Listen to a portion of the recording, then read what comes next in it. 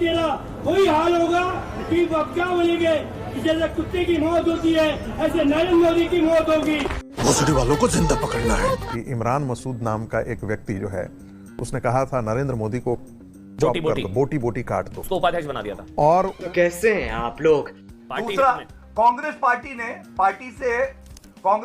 ने क्या पार्टी से निकाल दिया शेख हुसैन को? आप याद करिए भाजपा की प्रवक्ता पे कैसे कूद के बोल रहे थे, क्या कार्रवाई करी, और जबकि कार्रवाई हो चुकी थी और यहां पे कोई कार्रवाई नहीं करी है।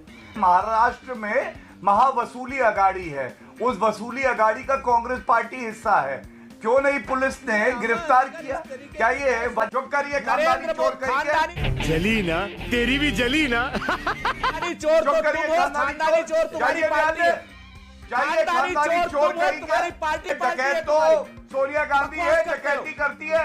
अरे और अपने भिखमंगे बेटे को कहती है रुपया लूट के 2000 करोड़ दे दिया मैंने तुम्हें। सारी देश नरेंद्र मोदी जी की आंधी तो उड़ गया राहुल गांधी और उड़ के गया इटली में खाया पिज्जा, भ्रष्टाचार किया, वापस आया ईडी के जवाब नहीं दे पा रहा, पसीने छूट रहे। अरे फट गई है उसकी, चलिए दीमक है ये जज साहब, चाट गए।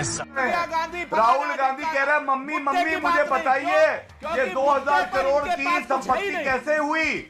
मम्मी को भी नहीं पता है।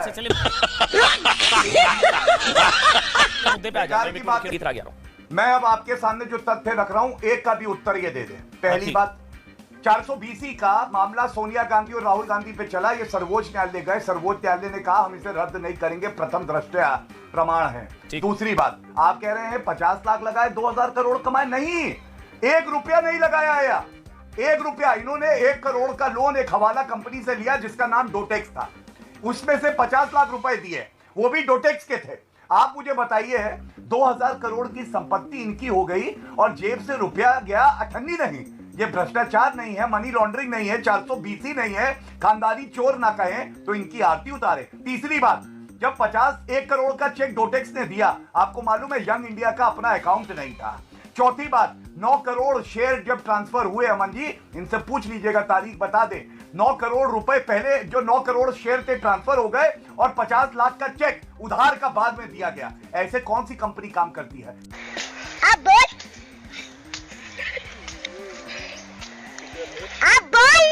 कांग्रेस पार्टी के प्रवक्ता रंजीत सुरजेवाला जी ने और अभी सुरेंद्र राजपूत जी ने कहा कि इस प्रकार के बयानों से बाद निश्चित तौर पे ऐसे बयानों के बाद जो है वो ये बात बड़ा कन्विंसिंग लगता है कि ये बात बहुत सच है और वाकई कांग्रेस पार्टी नरेंद्र मोदी के खिलाफ इस प्रकार के आचरण को प्रोत्साहित नहीं करती है। लेकिन आपको याद होगा ये सब दोगलापन है, मैं तेरा दोगलापन उतारता हूं कि इमरान मसूद नाम का एक व्यक्ति जो है उसने कहा था नरेंद्र मोदी को बोटी काट दो, उसको उपाध्यक्ष बना दिया था। और वो व्यक्ति जो है वो कांग्रेस में उपाध्यक्ष उसको बनाया गया, उसको उत्तर प्रदेश कांग्रेस का उपाध्यक्ष बनाया गया और उसे चुनाव की जिम्मेदारी दी गई।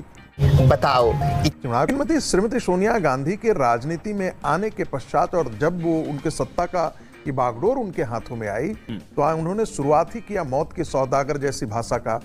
अपने ही मुख्यमंत्री के खिलाफ एक कैंपेन चलाया कि उनको यूनाइटेड स्टेट्स ऑफ अमेरिका का वीजा नहीं मिल सके और ये उन्होंने वामपंथियों के सलाह पर किया। ऐसे बयानों से टॉप लीडरशिप इंप्रेस होती है। देखिए 2 वर्ष से कोविड के कारण भर्तियां नहीं हो पाई, उस कारण से किसी के मन में क्षोभ है, आक्रोश है, वह समझा जा सकता है। परंतु ऐसा शर्मा जी ने कहा कि भाई आर्मी में आने की तो सबसे पहली रिक्वायरमेंट ही अनुशासन है, उदाहरण दिया जाता है डिफेंस फोर्सेज में अनुशासन का, तो अनुशासन तो फर्स्ट एंड फॉरमोस्ट है। परंतु मैं जितने भी लोग हमारे यहाँ पैनल पे बैठे हैं मैं पूछना चाहता हूं नौकरी की मिनिमम एज क्या है? कोई बता सकता है नौकरी की मिनिमम एज क्या है? केवल आप सिपाही की नौकरी छोड़ दीजिए तो हर नौकरी की मिनिमम एज है 21 साल। 21 साल से पहले आप किसी नौकरी के लिए आवेदन नहीं कर सकते। ठीक, 17.5 में कौन सी नौकरी मिलती है? पूछना चाहता हूं। 17.5 में तो कोई नौकरी मिलती ही नहीं। अब सोचिए कि जो भी छात्र या छात्रा 10वीं पास करके 17.5 या 18 से कम वर्ष की आयु में वो क्या करता? 2 साल 12th करता ना, उसके बाद वो शायद ग्रेजुएशन या कुछ करने का प्रयास करता। इन 4 वर्ष उसके खाली नहीं जा रहे, उसको 10वीं के साथ साथ 12वीं पास का सर्टिफिकेट भी मिल रहा है। क्या बात है? तो इस 4 में से 2 साल तो उसके वैसे ही एजुकेशन पे घर बैठे जाते हैं, जिसमें उसको सैलरी भी मिल रही है और उसको कंपनसेशन भी मिल रहा है। तो जब वो पास आउट होगा, जिसमें उसके सिर्फ 2 वर्ष लगे, अब उसकी वास्तविकता में नौकरी में जाने की आयु प्रारंभ होगी 21 वर्ष की आयु, और जिस समय उसके पास 11,70,000 रुपए भी होंगे, और प्लस ये आप व्यवहारिक दृष्टि से मानिए, चूंकि 21 वर्ष से पूर्व कोई विवाह नहीं कर सकता, तो 10 में से 9 लोग अनलेस अनटिल किसी की बहुत बड़ी पारिवारिक जिम्मेदारियां ना हो, क्योंकि आर्मी में हर चीज कवर्ड है, तो सैलरी का भी एक बहुत बड़ा हिस्सा बचेगा। तो तकरीबन 20 लाख रुपए का उसके पास एक कैपिटल होगा। अब तमाम ऐसे बच्चे होते हैं जो इंजीनियरिंग और मेडिकल में इसलिए एडमिशन नहीं पा पाते क्योंकि वो कहते हैं कि 12वीं के बाद कि मेरे पिताजी माताजी के पास 10 लाख 15 लाख रुपए देने के लिए नहीं थे, वो उसके पास अपना होगा। कोई व्यवसाय शुरू करना चाहे तो होगा, अन्यथा वो कोई प्रिपरेशन करना चाहे किसी नौकरी के लिए तो 21 से तो शुरुआत होती है, 28 पे जाके खत्म होती है। जो इतनी खुशी मुझे भर्ती की सीमा के लिए जो उम्र है सर वो 25 साल है। अब वो 21 में घुसा, वो 25 में निकलेगा, वो समय सीमा भी उसकी निकल गई। आपने उसको कुछ एक्स्ट्रा स्किल वो सीख नहीं पाया, वो तो सिर्फ आर्मी की ही ट्रेनिंग ले पाया ना, तो कोई दूसरी नौकरी में वो अप्लाई भी नहीं कर पाएगा। फिर वो क्या उसके पास क्या है? अरे कहना क्या चाहते हो? क्या 21 वर्ष तक कोई भी व्यक्ति सिर्फ 10वीं पास रहेगा? यदि केवल 10वीं पास है और वो 21 वर्ष तक है तो उसके लिए इससे बेहतर क्या हो सकता है कि 12वीं का सर्टिफिकेट, और 25 वर्ष में जब पास आउट होगा 3 वर्ष उसके पास और हैं किसी भी दूसरी नौकरी में जाने के लिए, क्योंकि 12वीं मिनिमम क्वालिफिकेशन है किसी भी सरकारी नौकरी के लिए। केवल अगर हम IAS IPS जैसी बड़ी नौकरियों को छोड़ दें तो उसके पास वह भी व्यवस्था रहेगी। यानी जो लेट से लेट इंटर करेगा उसके पास भी 3 साल होंगे, प्लस 20 लाख रुपए का उसके पास लगभग पैसा होगा, और एक स्किल भी होगी जिसमें वो अन्य जगहों पर जा सकता है, पुलिस में भी जा सकता है, अन्य जगहों पर भी जा सकता है। और अगर वो सिर्फ 10वीं पास रह गया तो, और अगर वो ग्रेजुएशन वगैरह करने के बाद आया है तो उसके बाद उसके पास 3 साल है।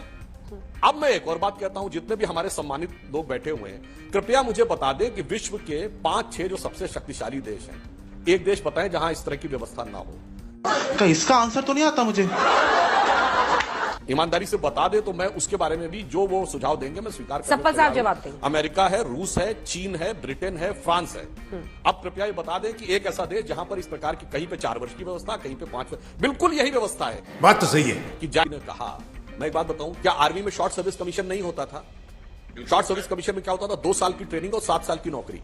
आपने बिल्कुल सही कहा कि 18 मिनिमम एज है, इसीलिए मैंने कहा था 17.5 में कोई नौकरी नहीं मिलती। अब 18 के बाद यदि वो 18.5 19 में आया, 9 साल में तो वो पूरी तरीके से बाहर हो गया। अब उसके पास कोई दूसरी जॉब की स्कोप ही नहीं बचा, क्योंकि वो 28 के आसपास, 28-29 के आसपास बाहर आया। इसीलिए अब उसको तो एक्स सर्विसमैन वाली कैटेगरी में कहीं ना कहीं सेटल होना पड़ेगा, और पेंशन शॉर्ट सर्विस कमीशन में भी नहीं मिलती थी।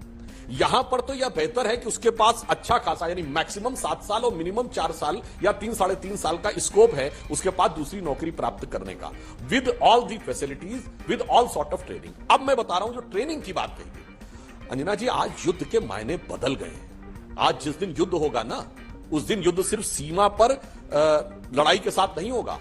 आज जैसा कि अभी गुरदीप जी ने भी इस वाक्य का उल्लेख किया, साइबर अटैक, हमारे बैंकिंग सिस्टम पर अटैक होगा, हमारे रेलवे सिस्टम पर अटैक होगा, हमारे सिक्योरिटी सिस्टम पर अटैक होगा। इसीलिए अब सेना में भी एक साइबर विंग भी है।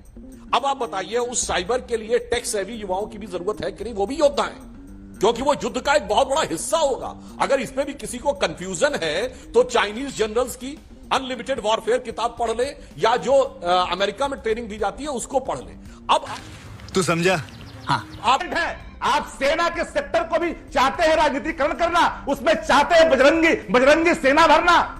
अब ये चाहते हैं देश के अंदर में, तेरा तो गेम बजाना पड़े। अब मैं हिडन एजेंडा को एक्सपोज करता हूं। जिन लोगों ने अपने चुनावी घोषणा पत्र में कहा arm force special protection act खत्म होना चाहिए, यानी सेना के लोग आतंकवादियों से लड़े बगैर शक्ति के। जिन लोगों ने जब सेना के लोग लड़े तो उनका कहना था आतंकवादी मासूम है और मुकदमे चलने चाहिए सेना के लोगों पे। जिन्होंने कहा सिडिशन एक्ट खत्म होना चाहिए, देशद्रोह का एक्ट खत्म होना चाहिए, वो आके आज बात करने लगे यहां पर। शर्म आनी चाहिए आपको।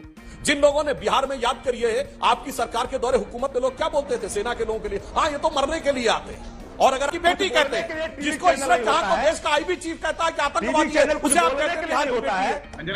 यही नहीं, अभी और सुनिए। लोगों का एजेंडा ये रहा आर्मी के बारे में, जब डायरेक्टर जनरल मिलिट्री ऑपरेशंस कहता है कि सर्जिकल स्ट्राइक की, तो जो कहते हैं सबूत चाहिए। जब बालाकोट स्ट्राइक पे आर्मी चीफ ये कहता है कि हमने इतना किया, तो जो लोग कहते हैं पेड़ गिरे थे, कि बिल्डिंग गिरी थी, 3 मरे थे कि 300 मरे थे, कौवे मरे थे कि आदमी मरे थे, वो लोग जब आकर आज यहां पर आंसू बहाने की बात करते हैं तो हिडन एजेंडा पूरी तरीके से एक्सपोज होता है।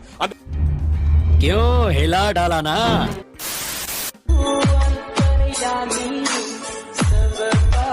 स्वामी